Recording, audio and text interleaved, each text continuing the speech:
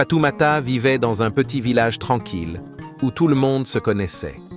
Elle avait un fils unique, Sadio, un garçon de 5 ans curieux et joyeux. Sadio était un enfant comme les autres, avec ses rires, ses jeux et son regard émerveillé sur le monde. Cependant, un jour, Fatoumata remarqua quelque chose d'étrange. Lorsqu'il jouait seul, elle l'entendait murmurer des mots qu'elle ne comprenait pas. Elle crut d'abord que c'était un simple babillage d'enfant, une imagination débordante. Mais en l'écoutant davantage, Fatoumata se rendit compte que les sons qu'il émettait n'étaient pas des inventions, mais une véritable langue, fluide et rythmée. Ces mots lui semblaient à la fois familiers et mystérieux, comme un écho venu d'un autre temps. Inquiète et intriguée, elle en parla à son mari, qui haussa les épaules, pensant qu'il s'agissait là d'une simple phase d'enfant. Malgré les réticences de son mari, Fatoumata décida de se tourner vers les anciens du village pour en savoir plus. Un vieil homme, connu pour ses connaissances des traditions ancestrales, se montra particulièrement attentif lorsqu'elle lui expliqua ce qu'elle avait entendu.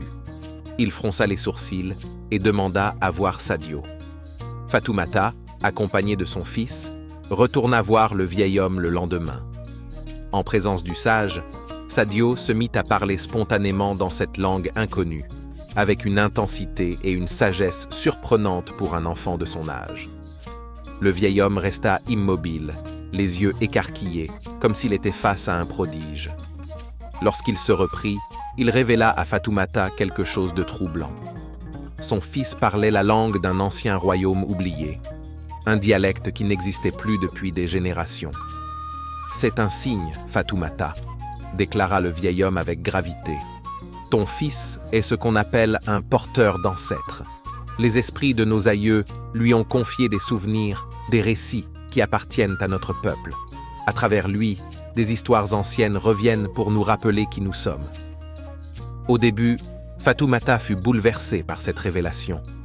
Elle se demanda comment un si petit garçon pouvait porter en lui une telle responsabilité. Elle craignait aussi que les villageois ne le regardent comme un enfant étrange, voire qu'ils le rejettent.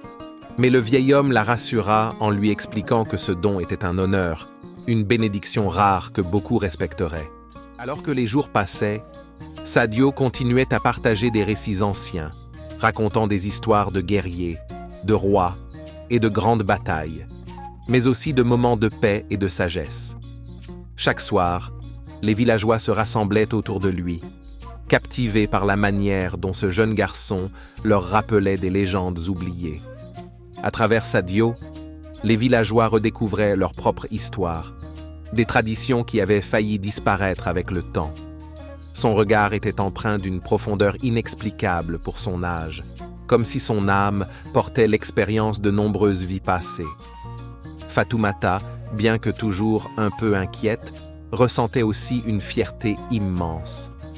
Elle voyait en lui un pont entre le passé et le présent, une lueur qui permettait de raviver l'identité et la fierté de son peuple. Au fur et à mesure que Sadio grandissait, sa réputation de gardien des histoires se répandit dans les villages voisins. Les sages et les érudits venaient parfois de loin pour écouter ses paroles et vérifier la véracité de ses récits, tous corroborés par des écrits et des témoignages d'anciens manuscrits. Ils étaient stupéfaits de la précision avec laquelle Sadio décrivait des détails d'époques révolues. Sadio, conscient de la responsabilité qui pesait sur lui, utilisait son don pour unir les générations. Il encourageait les anciens à transmettre leur savoir et les jeunes à écouter et à apprendre, comme il le faisait lui-même. Grâce à lui, le village devint un lieu où l'histoire et la mémoire des ancêtres étaient célébrées et préservées, où les racines de chacun étaient reconnues et honorées. Fatoumata, quant à elle, ne voyait plus seulement en Sadio son fils, mais aussi un lien vivant avec ses propres ancêtres.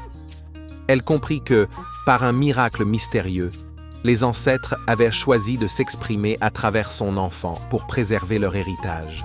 Ainsi, Sadio continua à grandir avec son don, entouré d'amour et de respect. Il inspira une génération entière à chérir leurs traditions et leur histoire, à ne jamais oublier d'où ils venaient. Moralité.